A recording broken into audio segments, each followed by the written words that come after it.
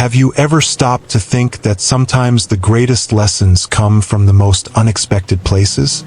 From a humble person nobody notices? Well, this story will challenge your beliefs because it's not always the one with the diploma who knows the most, and it's not always the loudest voice that's right. It sounds contradictory, doesn't it? But that's exactly where the secret lies to transform any toxic environment into a place of learning, respect, and growth. Imagine a setting where silence is broken not by power or authority, but by courage, humility, and practical knowledge. The reward? An impact so profound that it changed not just the moment, but lives. If you've ever felt that your opinions are ignored or underestimated, stay with me. I'm going to show you how the strength of one person can change the course for many. And believe me, the solution is closer than you think. Sometimes, right within the construction site of your own life. The morning had barely broken when James crossed the construction site gate. The sky still held a bluish dawn hue, and the cold air cut across his face like a reminder that in that harsh, noisy place, no one took it easy. He walked slowly, not out of laziness, but out of respect. His eyes were curious, taking in everything, but his posture was discreet, aware of the weight of being judged by appearances. His uniform was new, but already bore marks of dust. Not because he wanted to look experienced, but because there was no time to waste on vanity. James was the kind of person who arrived quietly, without announcing his presence, yet somehow managed to change the atmosphere without saying a word. The other workers, used to routine, and the newcomers who came and went, looked on with suspicion. "Another one who won't last 3 days," murmured a veteran, adjusting his helmet. But James remained unfazed. He tightened his boots, put on his gloves, and went to introduce himself to the foreman with a firm and polite "good morning." The kind that said much more about him than any rehearsed speech ever could. The first contact with his colleagues was like walking through a minefield. Half smiles, sideways glances, and comments spoken loud enough to sting, but too low to confront directly. James, however, seemed to already know that kind of environment well, the kind where those who shout are valued more than those who work, where ego speaks louder than skill. He didn't respond to provocations, nor did he try to force friendships. He preferred attentive silence. He watched how everyone worked, paid attention to the rhythm of the machines, the orders from the site supervisor, the details no one else noticed. It was as if he was deciphering an invisible code, one only the wise recognize. When assigned a simple task, sweeping the warehouse entrance, he did it with such care that even the most arrogant felt uncomfortable. "Trying to show off," they whispered, and maybe they were right, but not to please anyone. James wanted to prove to himself that he deserved to be there. Every step was an act of faith, and every action was an attempt to rebuild something life had left in ruins. He wasn't just a bricklayer, he was a walking new beginning, and few could see that. As the day progressed and the sun began to burn the workers' shoulders, James kept going strong, as if he had been there for years. He didn't complain, didn't shy away from the heaviest tasks, and always asked questions whenever he didn't understand something.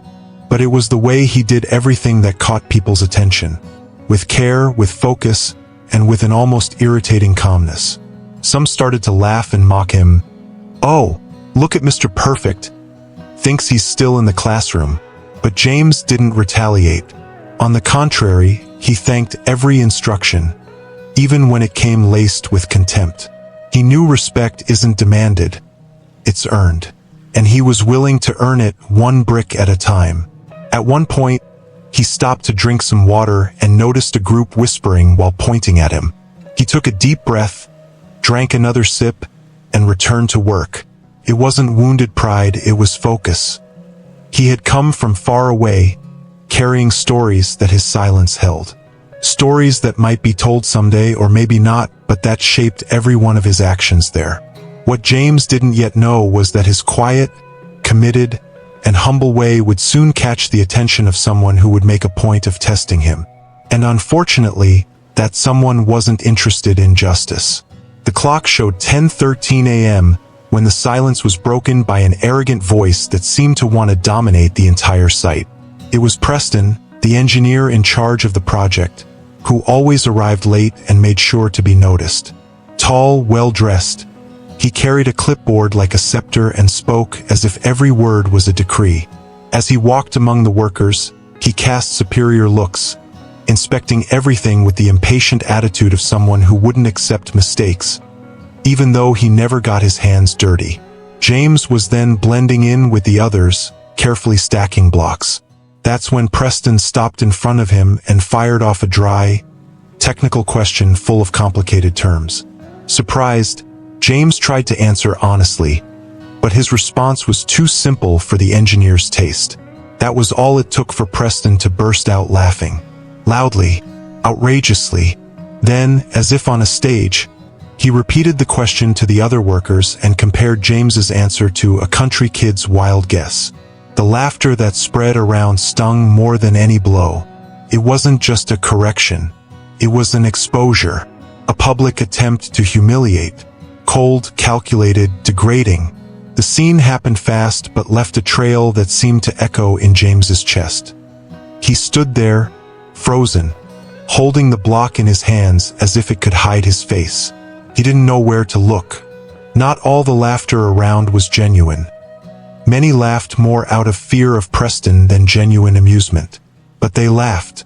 They laughed anyway. The engineer, satisfied with the lesson he had just given, turned his back and walked away, still making jokes about the new apprentice who doesn't even know the ABCs of concrete. James didn't respond. He just went back to work with the same silence as before, but now with a heavy heart. And it wasn't just sadness. It was shame, swallowed anger, that cruel feeling of helplessness that many have felt, especially those who enter simply into places where ego rules. And it is in these moments, in the eyes of those who witness injustice, that people's true character shows. Some lowered their gaze. Others just went on with their tasks. And there were those who laughed a little louder, trying to make sure that if the next humiliation came, it wouldn't be them. That was the unspoken rule there. Public humiliations have the cruel power not only to hurt the person receiving them but also to spread. They install fear, discomfort, and tension throughout the entire environment. And that was exactly what Preston caused on that construction site. By exposing James in that way, he didn't just attack a man. He created an atmosphere of insecurity, of servitude disguised as discipline. The message was clear: show who's in charge. Make it known that anyone daring to stand out would be mercilessly ridiculed. The curious thing is that this tactic, although seemingly effective at first glance, slowly destroys the most valuable thing in a team: trust. James, though wounded, stood his ground. He kept working. He kept respecting. But now there was something different in his eyes, a mixture of resistance and silent promises. As if telling himself, I'm going to show you what I'm made of. Not with shouts, with action. And even though, at that moment, he had every reason in the world to give up, something inside him began to grow stronger. Because sometimes, the pain of humiliation is exactly what awakens the flame of overcoming. And Preston, he had no idea that he had just sparked something he wouldn't be able to put out. In the days that followed the humiliation, James didn't change a single thing about his attitude. He didn't play the victim, didn't try to confront the engineer, nor seek comfort from anyone. He simply carried on. And that's where the strength that few see lies, the power of silent effort. He arrived earlier than everyone else, organized his tools with an almost ceremonial care, and began his tasks with a concentration that impressed, even if no one said a word. When a more experienced colleague needed help, there he was, offering support with the same simplicity of someone who knows that helping doesn't diminish anyone. And even though he was treated as invisible by management, it was impossible to ignore him for long. His dedication was meticulous. He didn't just do what was asked. He did more. He cleaned around the site without being told, sorted materials by type and size, identified small problems before they became costly. And he did all this without expecting praise, recognition, or any kind of applause. It was as if he had a silent agreement with himself to deliver his best, even when no one was watching. This kind of commitment is rare, especially in a world driven by likes, approval, and status. As the days passed, the construction site quietly began to reorganize itself around James's steady and constant presence. His co-workers started to notice that the quiet country boy, as some had nicknamed him at first, was always a step ahead in the tasks. He was the one who noticed when sand was running low, who warned about cement setting too fast, who suggested, in a gentle and almost shy voice, small changes that made the work flow better. And all this without ever taking a superior tone or challenging any hierarchy. It was simply well-done work, genuine dedication, that carries a weight no arrogance can overshadow for long. One of the oldest bricklayers even commented to an apprentice, "That kid is going places. He works like someone who's already understood the value of opportunity." And maybe that was true. James knew scarcity, knew what hunger was, what it meant to have to choose between food and rent.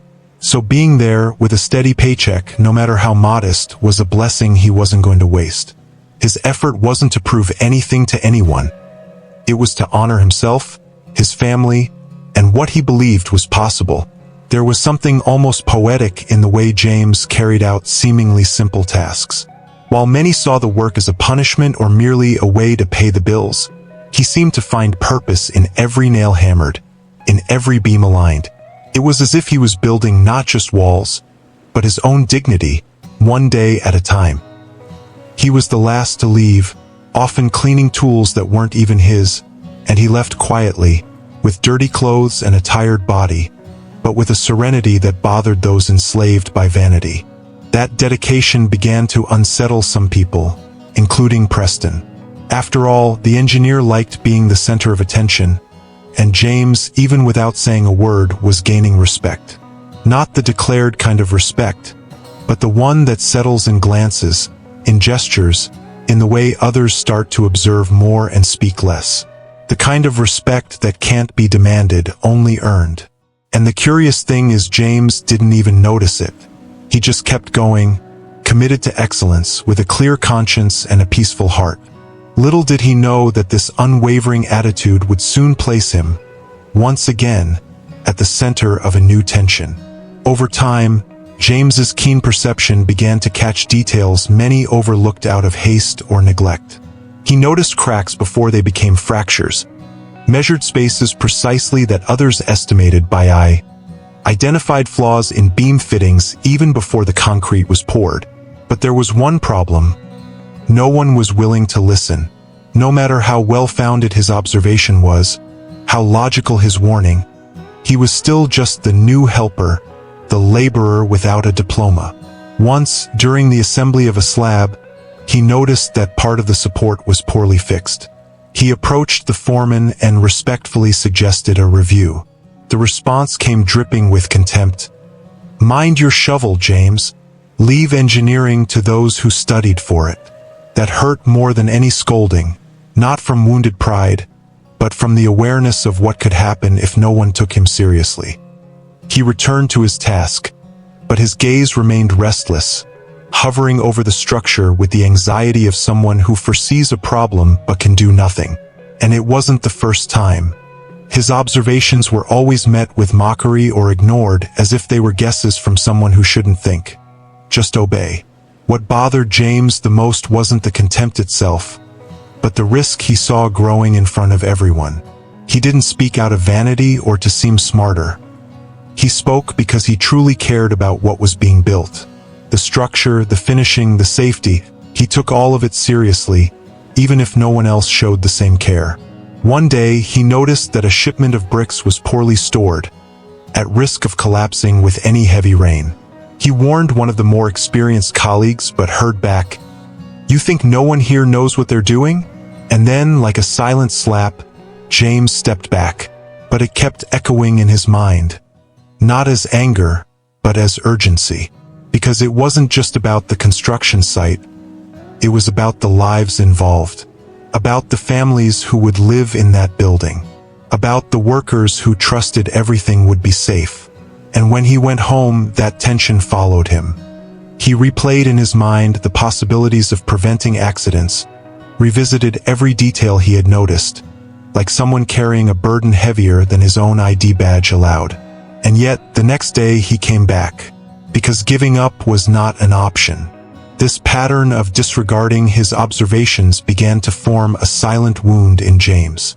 He wasn't seeking the spotlight, but he knew that ignoring technical flaws out of pride was more dangerous than any calculation error.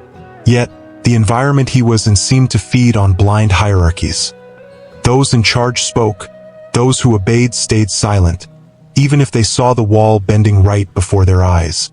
This culture of silence, disguised as authority, was what prevented real improvements.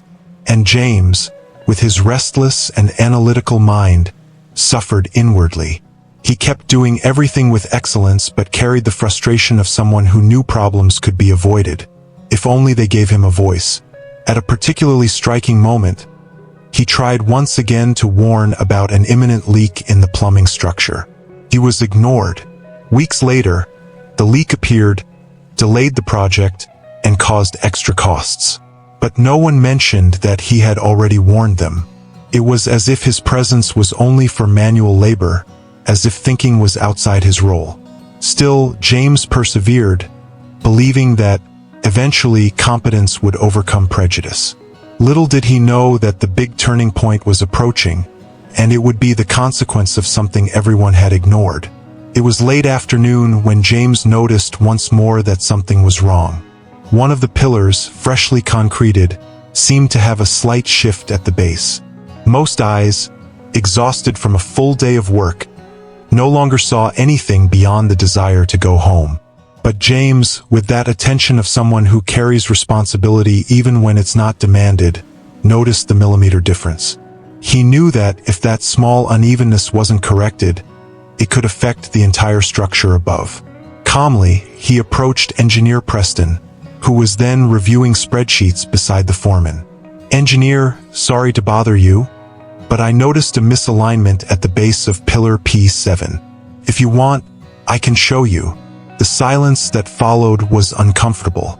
Preston slowly lifted his eyes, adjusted his glasses, and with a mocking smile replied loud enough for everyone to hear, "Oh, we have a new structural engineer on the team. Should I give you my clipboard too, James?" Laughter erupted quickly, like applause for a ready-made joke. That was a new wound, a new exposure. Another attempt at collaboration treated as an affront. But this time, James's expression was no longer shame, it was exhaustion. Deep down, Preston knew James wasn't just anyone. And maybe that was exactly what bothered him. There was something about the young man that challenged his authority, even without confrontation.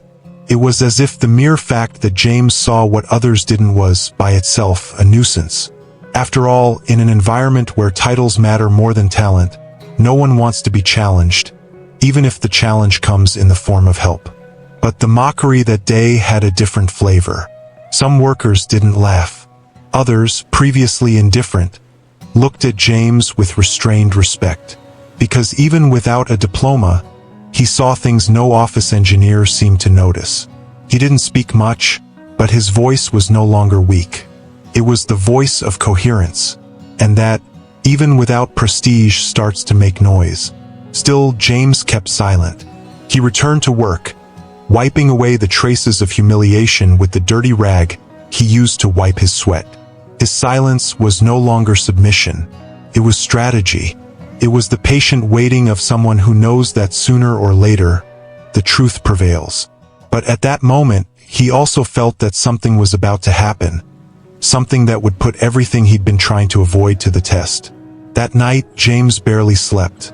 He lay down with a sore body but a restless mind. He replayed the scene of mockery in slow motion, not out of pride, but out of genuine concern for the project. He knew the risk. He understood what a crooked pillar meant, even if imperceptible to untrained eyes. It was like a badly healed bone. It seems solid until greater pressure reveals its weakness. He thought about the workers who would be there in the coming days, the heavy trucks unloading tons, the concrete pressing against every inch of that structure. What if everything collapsed because of pride? What if someone got hurt due to an overlooked mistake? That doubt hammered at him like a poorly driven nail. But he also knew that any new attempt to raise the alarm would be met with even more scorn. He was caught between conscience and hierarchy, and that's when he made a silent decision.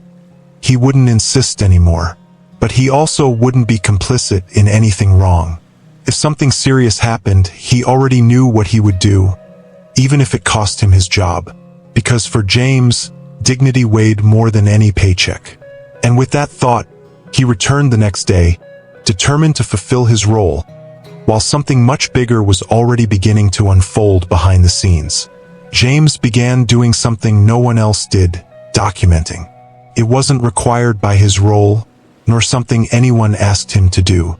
It was a choice. It was conscience. In a simple notebook, its black cover already a bit worn, he started writing down everything he saw wrong. Misalignments, early cracks, poorly cured concrete, scaffolding flaws, leaks appearing even before the finishing was done. Each page was written at the end of the workday, when most were already preparing to leave.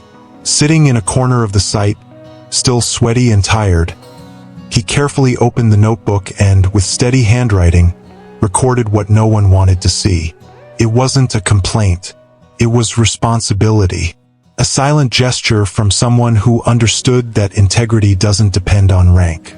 It was as if that notebook was his voice, his outlet, his plea for attention in a place where no one listened. And he wrote everything. Date, time, location, what he observed, who was in charge, how he was ignored. Not out of revenge, but out of justice. Because if one day all of this came to light, and he felt it would, there would be proof. Not to attack, but to protect lives. And that was what mattered most to James. Over time, that notebook became an extension of his conscience. It was almost a technical diary, but it also carried emotion between the lines. Amid the cold notes, James left small ventings only he would understand. Phrases like, "Today it was hard to stay calm," or, "This crack is going to cause trouble, but no one wants to listen." These were the records of someone who, even without space to speak, refused to be completely silent. He knew he didn't have the power to change everything, but he also knew that silence was complicity, and that, for him, was inconceivable. There were days when he thought about throwing the notebook away, days when he felt it was useless to continue. But something inside him, perhaps a sense of mission, perhaps the memory of where he came from, kept him going. Sometimes he remembered his father, who had also been a bricklayer, saying, "Son, being a real man means doing what's right, even when no one's watching." And that's what he did. The right thing, in silence, in the shadows, on paper. And the more he wrote, the more he realized how much negligence was piling up. Mistakes that seemed small but, added together, formed a ticking time bomb about to explode. And James was there, recording every lit fuse. One day, while making a more detailed note, James was surprised by a coworker who quietly approached and asked sarcastically, "Writing a book, huh?" He just smiled and calmly closed his notebook. He had no desire to argue or justify what he was doing. That was his. It was a personal gesture, but with a collective weight. More than a notebook, it was a shield, a moral shield, a commitment to his own conscience. He knew no one else believed in the risk. That if something happened, they would try to cover it up, invent excuses, and blame some distracted worker. But he also knew that small object in his hands was proof that someone had seen. Someone had warned. Someone cared. And even if it was never used, he slept peacefully. Because at least he would be able to look himself in the mirror.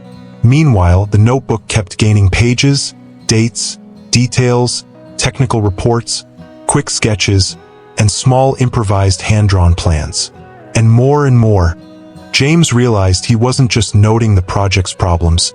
He was building an invisible, ethical, and unbreakable foundation that made him far greater than the position he held. But the day of reckoning was approaching. Time passed, and with it came the rains. At first, nothing more than some drips, splashes on the floor, puddles accumulating in forgotten corners. But to James's attentive eyes, this was much more than a weather nuisance. It was a warning. The cracks he had noticed months earlier began to open with a treacherous slowness, barely noticeable to the distracted, but screaming to those who knew where to look. Those fine lines, which once seemed mere imperfections, now clearly signaled that something was wrong at the structure's base. The joints no longer held the weight with the same firmness. The concrete was beginning to settle irregularly. James felt it not only with his eyes but with his feet, walking on the floor that creaked softly, like a muffled warning. He tried to stay calm, but inside already knew. The risk was no longer a maybe, it was a matter of time. And the most desperate part was seeing everyone acting as if nothing was wrong. Workers climbing ladders, carrying heavy materials, walking carelessly through areas he knew were compromised. It was like watching a speeding train about to crash, and no one seemed to hear the sound of the tracks bending. With each new day, the cracks multiplied like exposed veins in a sick body. James made a point of revisiting the critical spots in the morning, even before the shift started. He ran his hand along the walls, touched the corners of the beams, leaned in to check the alignment. His observations became more serious. He wrote everything down in the notebook with even more details: depth, location, moisture level, possible causes. But the worst was the feeling of helplessness. It was like shouting in a desert. He tried once again to inform the foreman about the main beam in the north wing, which was now showing a slight sag at one end. But he heard the same old refrain: "You're exaggerating, James. That's just normal settling." But James knew, and anyone who understands construction knows, that some structural movements are not natural. They are warnings. They are calls for help from the building. And when ignored, collapse is not a possibility, it's an inevitable outcome. Still, the day went on as if nothing was wrong. The noises of the equipment muffled the signs of the tragedy quietly growing.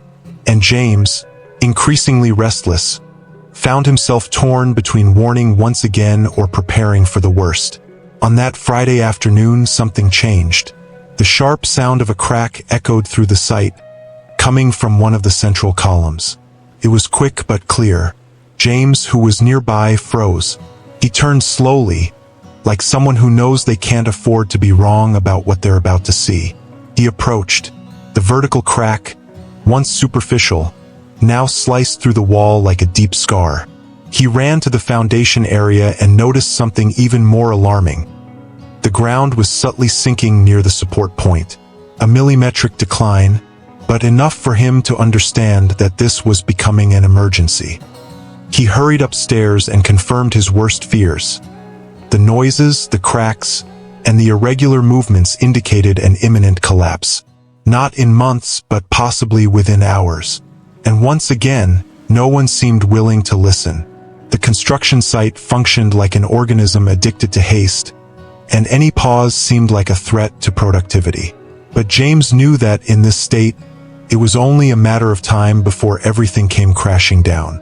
The problem was that when the truth is inconvenient, many prefer the comfort of ignorance. But time was running out. Soon, reality would come knocking hard without asking for permission. On Monday, the tension hung in the air like a thick fog.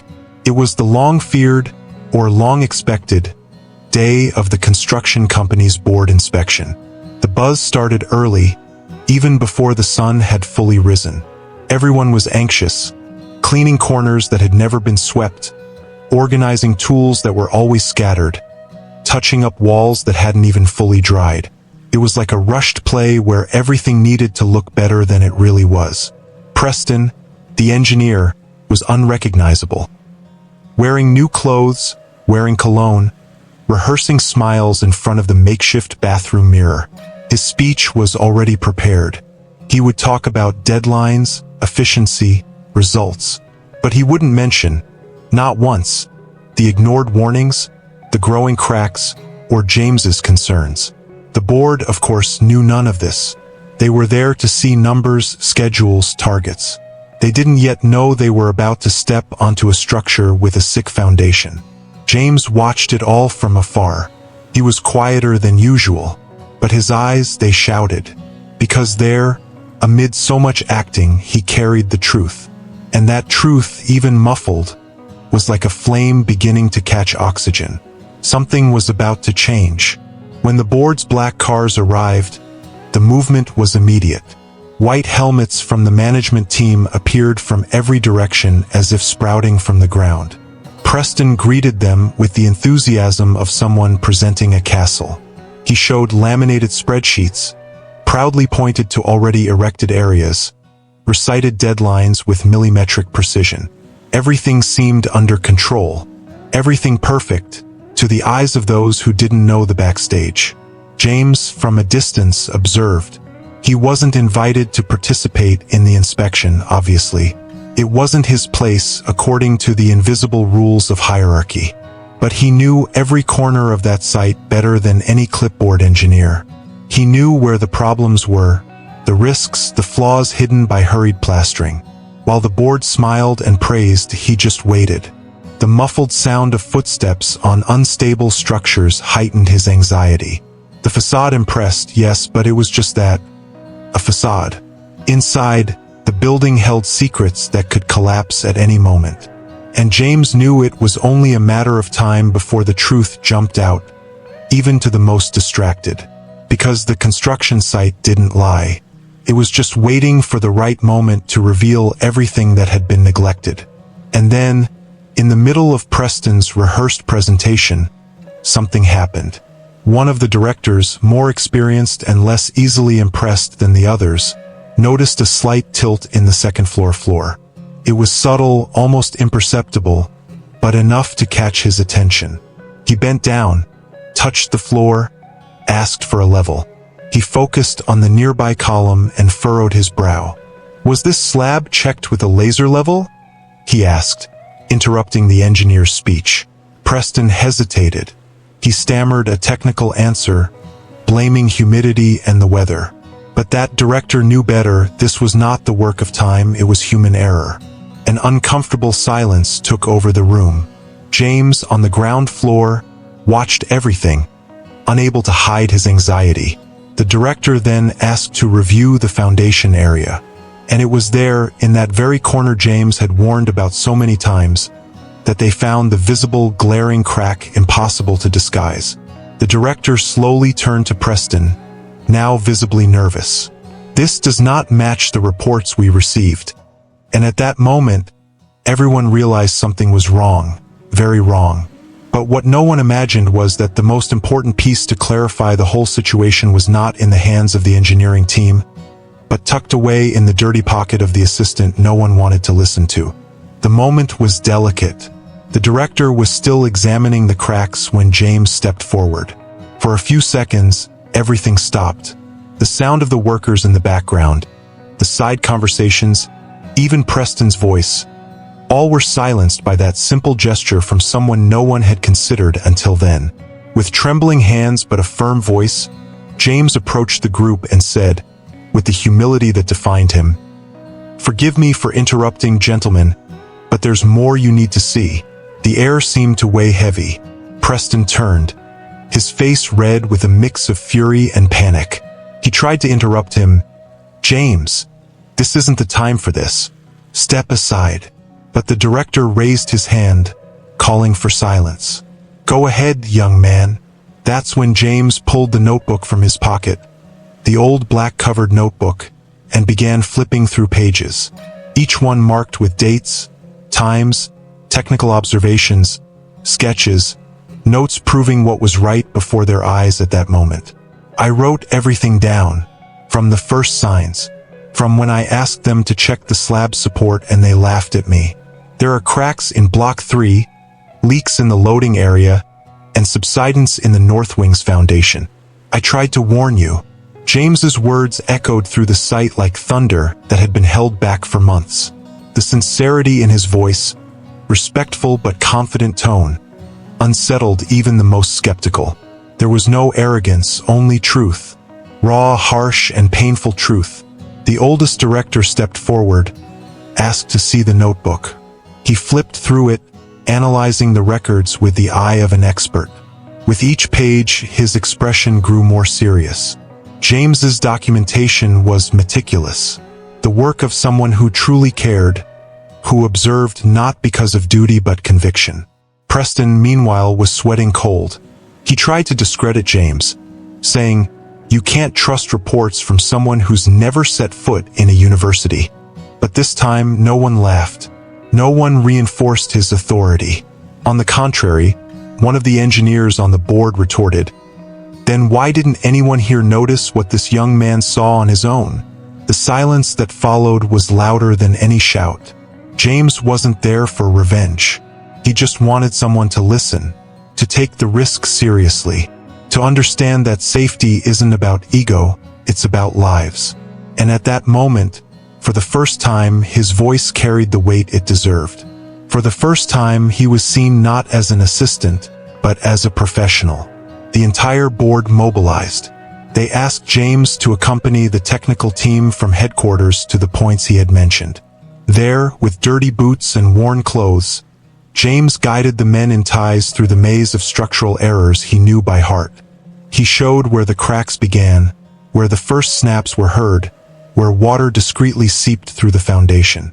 He pointed out small details that had been overlooked by everyone, including trained engineers. With each discovery, more and more eyes turned to him and away from Preston. It was as if the hierarchy was being rewritten before everyone's eyes. At the end of the inspection, one of the directors approached James and said firmly, "Thank you for not giving up on warning us. You saved this project." James, with moist eyes, simply nodded. He didn't need medals. He just wanted to do the right thing. But deep down, he knew that moment marked a before and after in his life. Yet, like every good turning point story, there was still one last act to be revealed. An act that would not only recognize his courage, but also put him in front of an opportunity he had never imagined. The silence that followed the inspection was different. It was a heavy, almost tangible silence that revealed the discomfort in the air. Preston, once full of himself, now kept his eyes down, shoulders tense, and his breathing visibly quickened. The same man who had often raised his voice to belittle others now shrank before a reality he could no longer hide. One of the directors, the calmest in the group, turned to him with surgical calmness and said, "Preston, the question we need to ask here is simple. How did a construction assistant identify serious risks and document everything, while you, the technical lead, not only ignored the warnings but mocked them?" It was like a punch without shouting. All eyes turned to the engineer. The mask of arrogance began to slip, revealing the raw fear of someone who knew there was nowhere left to run. Preston tried to mumble something, blaming the team, mentioning deadlines, stress, and isolated communication failures. But it all sounded like a worn-out excuse. There was no defense against the evidence. The credibility built on appearance and authority crumbled like the fragile pillars he had insisted on ignoring. Now, the truth had a voice, and it didn't need to shout to be heard. Preston, who had always walked the site as if stepping on red carpets, now barely managed to stand before the eyes that once revered him. The workers, who used to laugh at his forced jokes and bow before his orders, now watched him with a mix of disappointment and disbelief. That arrogant figure, who made a point of humiliating others, was now tasting the bitter flavor of public humiliation. One of the directors pulled out the printed reports Preston had been sending monthly and, comparing them to James's notebook, exposed the discrepancies. "Did you notice he omitted all the critical points?" he said aloud, showing the team. "This isn't negligence. This is gross negligence." The words were spoken firmly, without raising his voice, but with the weight of someone announcing a verdict. Preston, pale, tried to maintain some dignity, But the truth was he had nowhere left to hide. His authority, built on fear and vanity, had been dismantled by a simple notebook, by honest observations, and by someone who only wanted to be heard. The scene was symbolic. The man with the diploma contradicted by the man with real experience. And in that moment, the roles were completely reversed. The most experienced director, the same one who had noticed the uneven floor, walked over to Preston and, in front of everyone, employees, engineers, and workers, spoke clearly. "You will be suspended immediately. We will open an investigation, and if what we've seen is confirmed, the company will take appropriate measures." No one celebrated. It wasn't about revenge. It was about justice. Preston, too weak to argue, just nodded and hurriedly gathered his papers. As he walked away, his silhouette seemed smaller, as if all his pride had drained away along with the nervous sweat. James, on the other hand, remained standing in the same spot.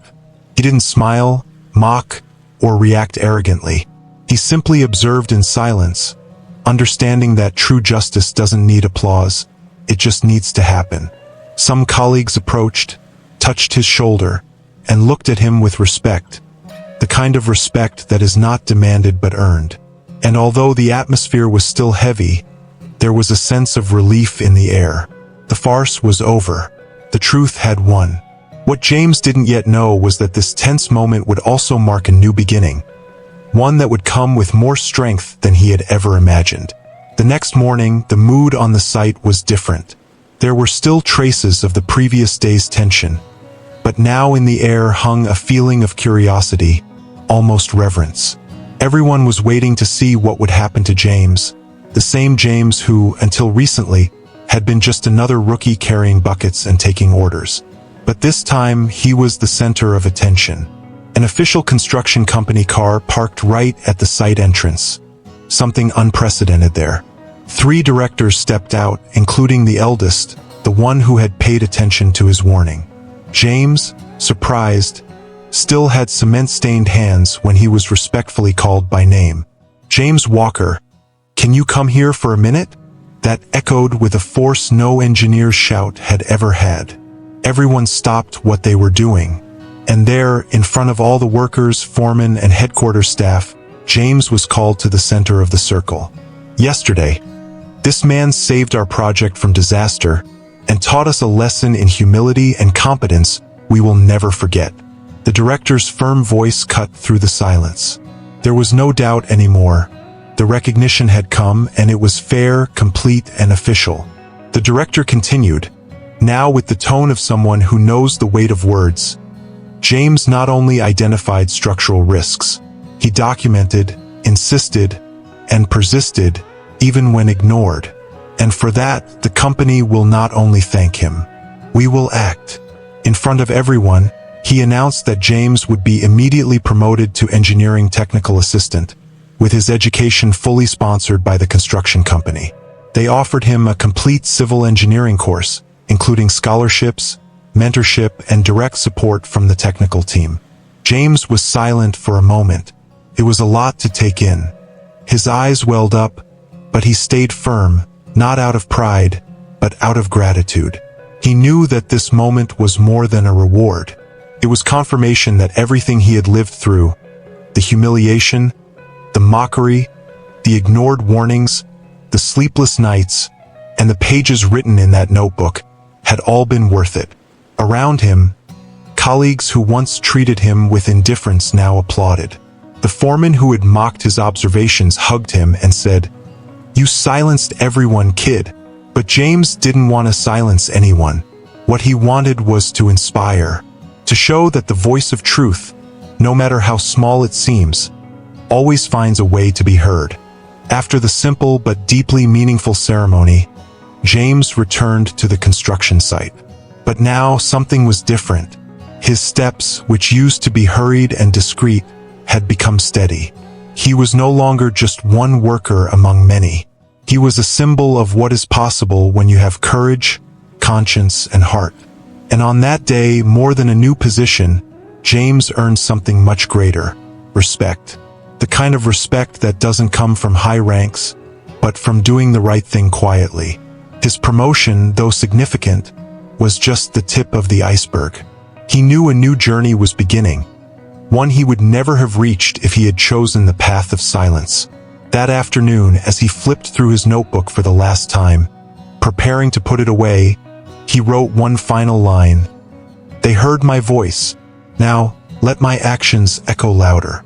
He closed the notebook carefully, as one closes a chapter. A colleague approached and asked, "So, Engineer James, what's next now?" He smiled, humble as always, and replied, "Now I keep going the same way, only with a slightly heavier helmet." But what no one knew was that the best was yet to come.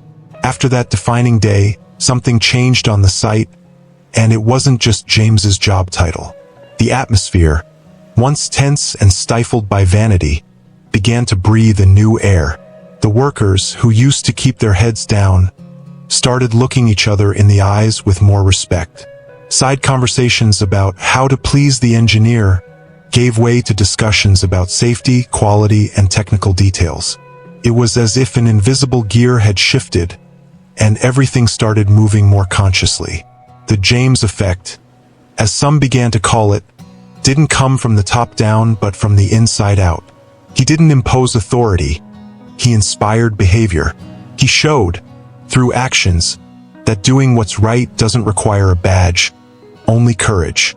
And that spirit spread through the team. The helper who once only carried cement now carefully checked measurements.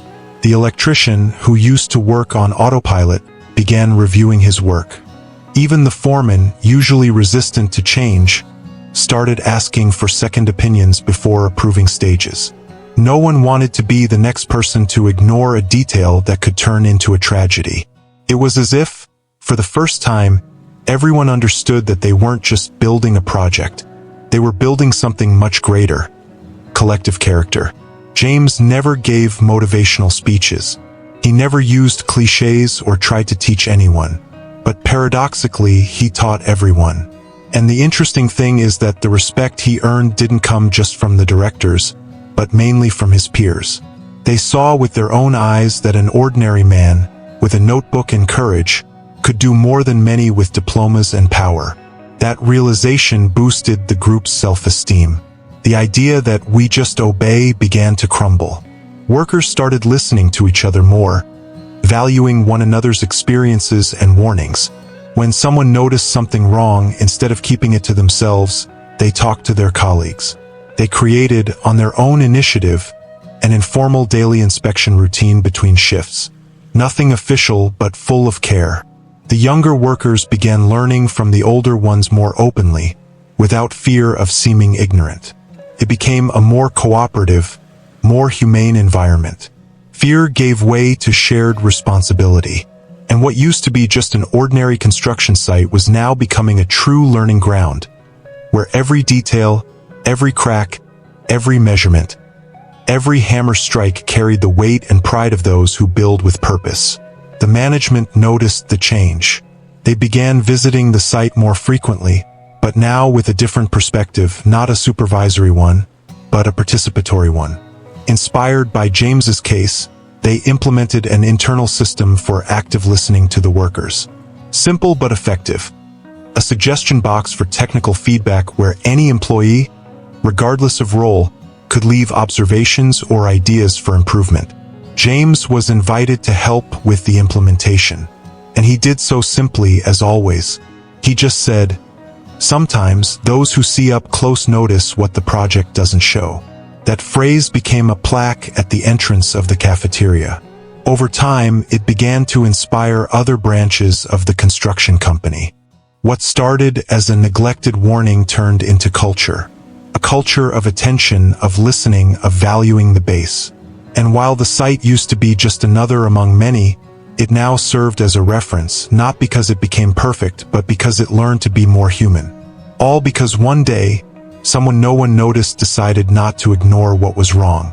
The change was visible, and in the middle of it all, James kept working, observing, taking notes, only now with a new notebook, a greater responsibility, and a story that was far from over. After all the turmoil, something unexpected began to happen on the site. Preston, who had once been a symbol of arrogance and disdain, started showing signs of transformation. The man who had used his title and position to belittle others began walking with more humility, almost as if carrying the weight of the consequences of his own actions. He was no longer the antagonist of before, but someone who, deep down, sought a fresh start. The looks he exchanged with James were no longer confrontational, but filled with respect and even a certain restrained admiration. Preston didn't speak directly about it, but his attitude changed, and everyone noticed. He understood that true construction isn't just about concrete and steel, but about relationships. The quiet reconciliation with James was an important step for the team to overcome old wounds and learn to work united.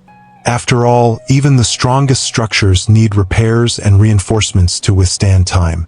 And Preston's change represented a real chance for healing, both personal and collective, opening space for a new chapter in that story.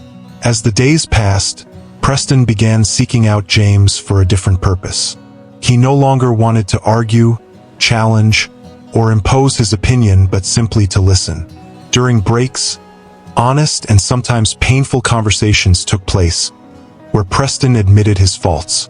He revealed the pressures he felt to deliver quick results, the insecurities that consumed him, and how all of that had led him to act wrongly. James, in turn, held no grudges. With the calm that only experience brings, he shared his own struggles and fears, showing that the journey of overcoming is collective.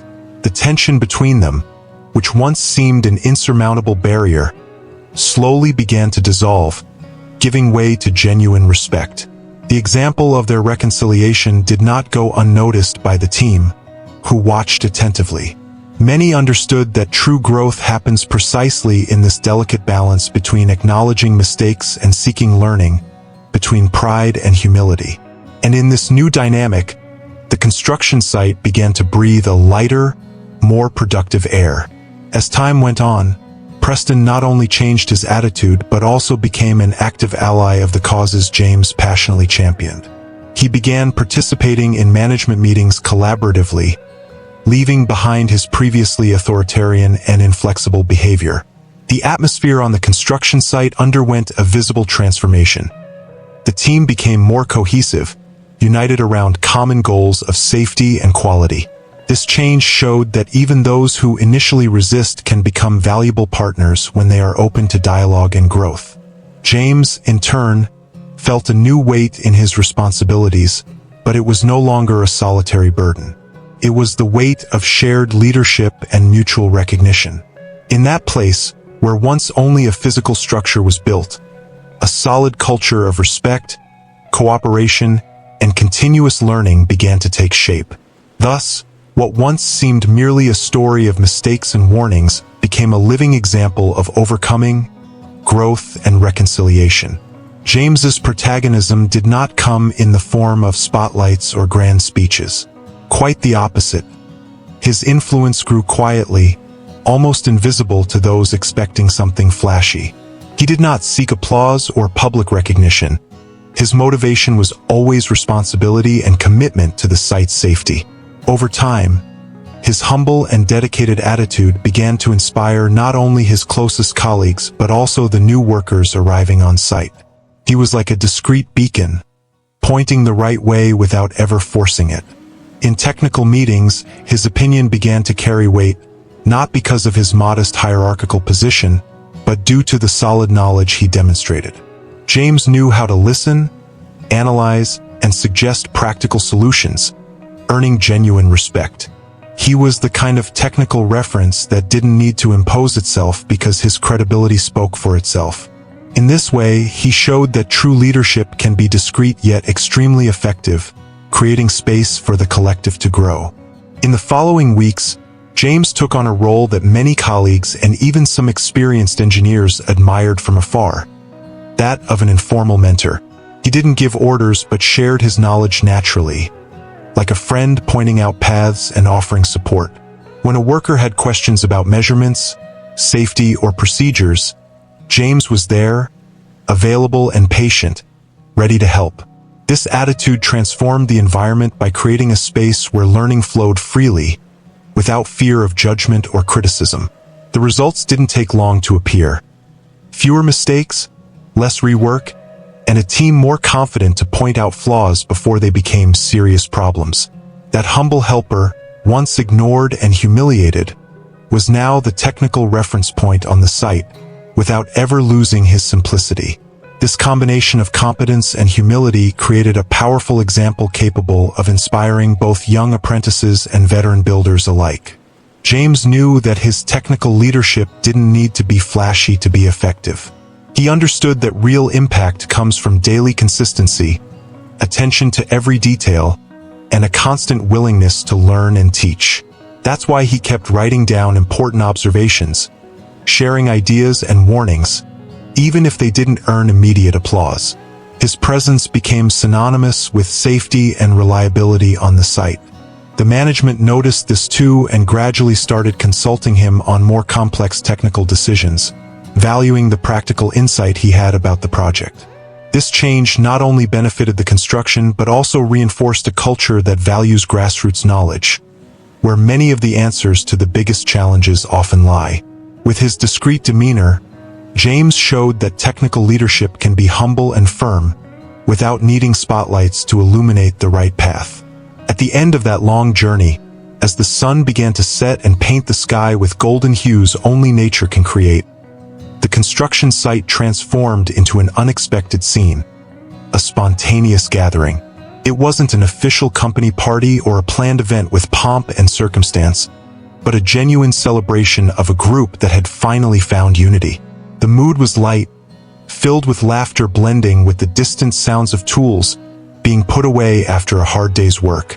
Makeshift tables, made from pieces of wood and crates, were filled with simple food brought by each worker. Conversations flowed freely, unlike the tense and formal atmosphere of previous days. Amid all this, there was an almost tangible feeling of quiet gratitude for the man who, quietly and persistently, led this silent transformation. James, the disguised master, didn't receive public praise or emotional speeches, but the small gestures, looks, and actions carried deep and genuine recognition. He walked among his colleagues with the ease of someone who truly belonged there, while everyone knew that without him, this site would never have had the same fate. During the gathering, the silence was broken by a voice that arose almost unintentionally, timid and informal. "You know that helper nobody paid attention to? Yeah, he's the one who saved us." The simple, direct phrase sparked a silent wave of agreement, and people started coming closer, reinforcing the recognition that, though not spoken in formal speeches, was more than present. Soon, short and funny stories about James's attempts to warn about problems that were ignored or dismissed began to surface. Others spoke about his constant attention, even when it seemed he was just following basic orders. There were no grand speeches or pomp, just a sincere celebration of the courage and humility that changed the course of the project. This indirect tribute to the disguised master happened simply, but with the strength of those who understand that true leaders don't carry titles. They carry respect earned day by day, through actions and commitment. It was a spontaneous, heartfelt, and genuine recognition that filled the air with a mix of emotion and pride. As the night went on, the group gathered around an improvised campfire, forming a symbolic circle of stories, lessons, and hope. James remained at the center of that circle, not as the absolute protagonist, but as an essential part of a team that had gone through so many trials. The gathering represented more than just the end of a difficult chapter. It was the milestone marking the beginning of a new culture, where every voice mattered, and every attentive eye could make a real difference. That moment served to remind everyone of the power of quiet persistence and the profound impact one person can have when they choose not to stay silent in the face of wrongdoing.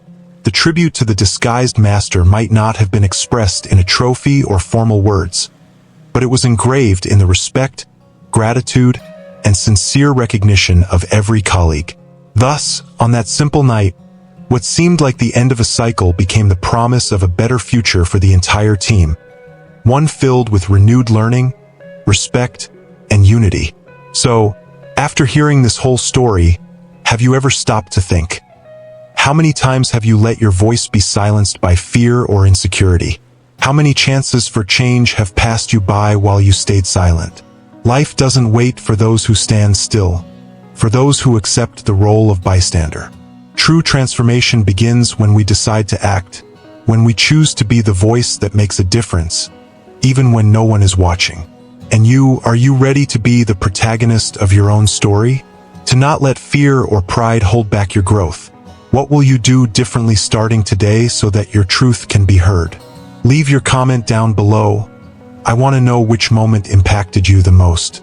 And don't forget, subscribe to the channel and hit the notification bell to keep receiving stories that will inspire you to change your life, to build your own story with courage, respect, and success. Because the change you seek starts within you, and I'll be here to help you every step of the way on this journey.